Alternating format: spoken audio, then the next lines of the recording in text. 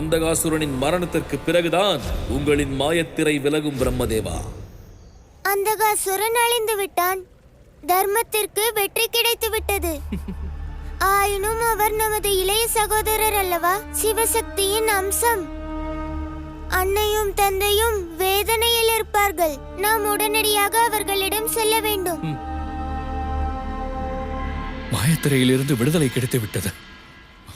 அவ்வாறென்றால் அந்தகாசுரன் இறந்து விட்டான். ஹர ஹர மகாதேவா, ஹர ஹர மகாதேவா, ஹர ஹர மகாதேவா, ஹர ஹர மகாதேவா, ஹர ஹர மகாதேவா. மகாதேவர் அனைவரையும் காப்பாற்றி விட்டார். இந்த நாளை உற்சவத்தை போல் நாம் கொண்டாட வேண்டும். நிச்சயமாக. ஹர ஹர மகாதேவா.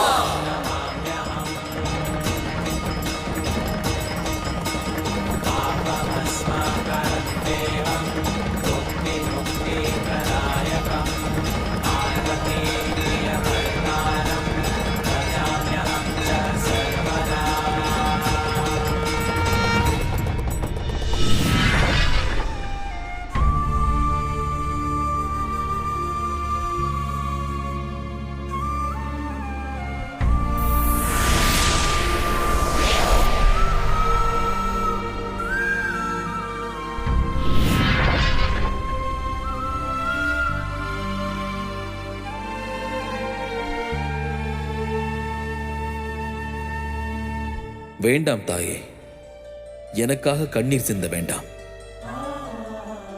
இது நான் வாழ்க்கையில் செய்த தவறுக்கான பலனாகும். இந்த பிரபஞ்சம் அனுபவித்த வேதனைக்கு கிடைத்த தண்டனையாகும்.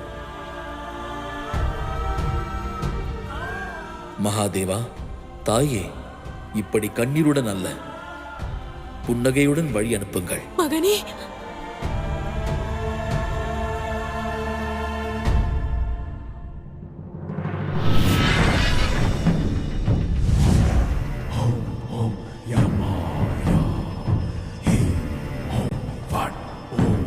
ஹர ஹர மகாதேவா.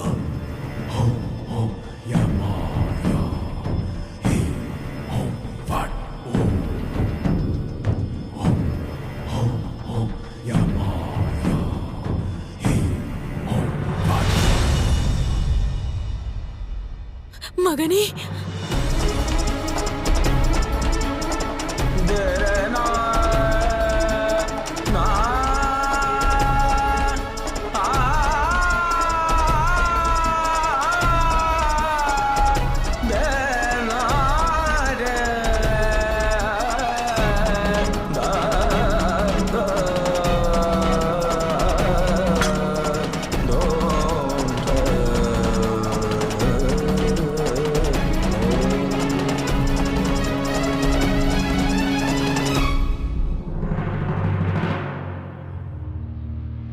மகாதேவா, நம் மைந்தன் செல்கிறான். அவனை நிறுத்துங்கள்.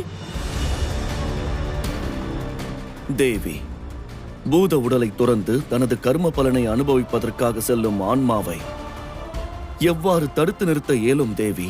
ஏன் தடுத்து நிறுத்த இயலாது? இவர் மகாதேவர் ஆவார். பிரபஞ்சத்தை உருவாக்கியவர். இவர் தேவாதி தேவர். எதை வேண்டுமானாலும் செய்யலாம். இவர் நினைத்தால் பூத உடலில் மீண்டும் ஆன்மாவை நுழைத்து இவனை அமரராக்க இயலும். நந்தியின் உயிரை யம தர்மரிடமிருந்து பறித்து அவனுக்கு மீண்டும் வாழ்க்கையை அளித்தவர் இவர். விநாயகனின் பூத உடலுக்கு ஒரு கஜத்தின் சிரத்தை பொருத்தி அவனை கஜானந்தனாக மாற்றினார். அவ்வாறு இருக்கையில் என் மைந்தனை ஏன் காப்பாற்ற இயலாது?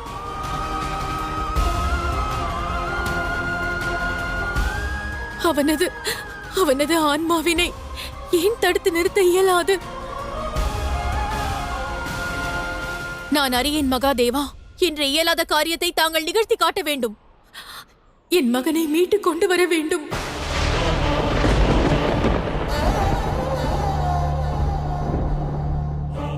இன்னும் எது நாள் வரை சிவனும் சக்தியும் இந்த விதியின் நியதியில் சிக்கிக் கொண்டு தனது மைந்தர்களை இழந்து கொண்டே இருக்க வேண்டும்.